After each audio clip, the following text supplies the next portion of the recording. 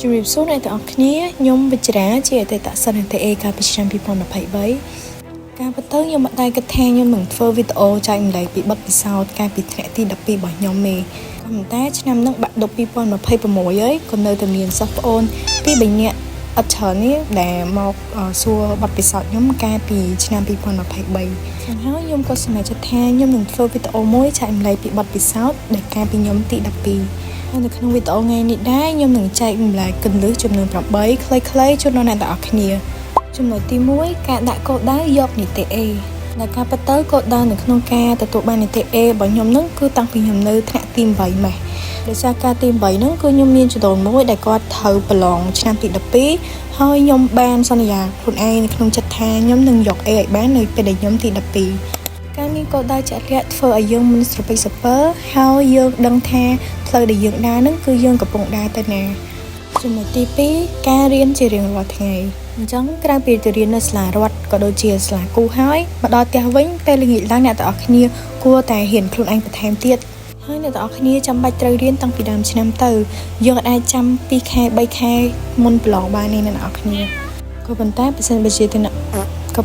នជាអ្នកអស់គ្នាហត់ពេកអ្នកទាំងអស់គ្នាអាចសម្រាប់បានមួយថ្ងៃ2ថ្ងៃអ្នកអស់គ្នាកុំបន្តឲ្យខ្លួនឲ្យសម្រាប់យូរពេកយើងត្រូវអុកទាញខ្លួនឯងមកវិញអ្នកទាំងអស់គ្នាអាចនឹងឆ្ងល់ថាដឹងរៀនតែដឹងរៀនពីស្អីផងអញ្ចឹងវិធីសាស្ត្ររៀនរបស់ខ្ញុំគឺរំលឹកអញ្ចឹងមកដល់ផ្ទះវិញខ្ញុំរំលឹកពីមេរៀនដែលខ្ញុំបានរៀនពេញមួយថ្ងៃហ្នឹងអញ្ចឹងឧទាហរណ៍ថាថ្ងៃហ្នឹងអ្នកនរគ្នាបានរៀនពីរូបមន្តរូបវិទ្យាក៏ដូចជាគីមីវិទ្យាថ្មីអញ្ចឹងទៅអ្នកនរគ្នាមកវិញអ្នកនរគ្នារំលឹកពីអីដែលយើងបានរៀនហ្នឹងហើយមួយទៀតវិញគឺយើងរំលឹកមេរៀនសម្រាប់ថ្ងៃស្អែកអញ្ចឹងឧទាហរណ៍ថាថ្ងៃស្អែកអ្នកនរគ្នាជួបមុខវិជ្ជាជីវវិទ្យាអញ្ចឹងអ្នកនរគ្នាត្រូវរំលឹកមេរៀនជីវៈដែលអ្នកនរគ្នាបានរៀនកាលពីម៉ោងមុនចំណុចទី3ការដាក់គោលដៅមេរៀនដែលត្រូវរៀន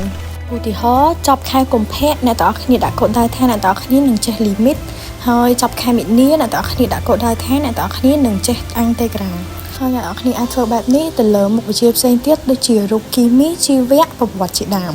ចូលមកដល់ចំណុចទី4ការអនុវត្តវិញ្ញាសាមុនប្រឡងខ្ញុំបានរៀនធ្វើវិញ្ញាសាខ្លួនឯងមុនប្រឡង4ខែកន្លះខ្ញុំធ្វើវិញ្ញាសាហ្នឹងគឺមុនលោកគ្រូអ្នកគ្រូគាត់ធ្វើវិញ្ញាសាឲ្យសិស្សទៀតអ្នកនរគ្នាដោយសារតែខ្ញុំគិតថាការធ្វើវិញ្ញាសាហ្នឹងគឺប្រៀបដូចជាការរំលឹកអញ្ចឹងឧទាហរណ៍ថានៅសាលាយើងហ្នឹងគឺយើងរៀនពីអនុគមអញ្ចឹងដើម្បីកុំឲ្យយើងភ្លេចlimit integral អីផ្សេងទៀតអញ្ចឹងយើងធ្វើវិញ្ញាសាទៅយើងចាំឲ្យអ្នកនរគ្នាស្ទាត់ដៃបន្ថែមពីនេះវិញ្ញាសាដែលខ្ញុំបានធ្វើហ្នឹងគឺខ្ញុំយកវិញ្ញាសាឆ្នាំចាស់មកធ្វើហើយខ្ញុំបានយកវិញ្ញាសាពីបណ្ដាញសង្គមក៏ដូចជាវិញ្ញាសាដែលលោកគ្រូអ្នកគ្រូខាងសាលាខ្ញុំនឹងឲ្យអនុវត្តផ្ទាល់ចំណុចទី5ការថែរក្សាសុខភាពអ្នកនរគ្នាកុំភ្លេចមើលថែសុខភាពផងជាពិសេសនៅពេលជិតប្រឡងអ្នកនរគ្នាត្រូវញ៉ាំអាហារឲ្យបានគ្រប់គ្រាន់ហើយគេឲ្យបានគ្រប់គ្រាន់ដែរបើមិនចឹងទេអ្នកនរគ្នាអាចនឹងមានសុខភាពបែបនេះឬបែបនេះចឹងហើយអ្នកនរគ្នាកុំភ្លេចថែរក្សាសុខភាពចូលមកដល់ចំណុចទី6ការបែកធ្លាយវិញ្ញាសាចឹងការប៉ັດទៅយើងដឹងថាមានបែកធ្លាយអីទេតែយើងចិត្តតែមើលទៅសំណួរជីវៈក៏ដូចជាប្រវត្តិវិទ្យាដែលពួកគាត់ផុសលេងនៅក្នុងបណ្ដាញសង្គមថាបែកវិញ្ញាសាអីចឹងណាអ្នកគ្នាសឹងតែជារៀងរាល់ឆ្នាំយ៉ាងហោចណាស់នៅក្នុងចំណោមដែលគាត់ផុសហ្នឹងយ៉ាងហោចណាស់ក៏មានមួយសំណួរដែរដែលអាចនឹងចាញ់ពេលប្រឡងពិតមែនចឹងអ្នកគ្នាកុំភ្លេចចំណុចទី7ការមើលមេរៀននៅថ្ងៃប្រឡងហើយបើសិនជាមានពួកម៉ាអ្នកគ្នានិយាយថាហើយមើលមេរៀនអីទៅថ្ងៃប្រឡងហើយដេកទៅអ្នកគ្នាបាច់គិតច្រើនទេអ្នកគ្នាអាចរៀនតបបានព្រោះសម្រាប់ខ្ញុំគិតថាពេលវេលាសេសសល់ប្រហែលម៉ោងហ្នឹងក៏ពិតជាសំខាន់ដែរអ្នកគ្នាហើយវាធ្វើឲ្យខ្ញុំមានភាពជឿជាក់ជាងមុននៅពេលដែលខ្ញុំដើរទៅប្រឡងចំណុចចុងក្រោយការជឿជាក់លើខ្លួនឯងចឹងអ្នកគ្នាត្រូវជឿជាក់លើសមត្ថភាពខ្លួនឯងអ្នកគ្នាកុំភ័យខ្លាចកុំតក់ស្លុតในការពិតទៅពេលខ្លះយើងចេះហើយប៉ុន្តែដោយសារតែភាពភ័យខ្លាចរបស់យើងពេកហ្នឹងគឺធ្វើឲ្យយើងហ្នឹងភ្លេចភ្លាំងអស់លីងតែសម្រាប់ខ្ញុំពេលហ្នឹងគឺខ្ញុំអត់បានភ័យទេដោយសារតែ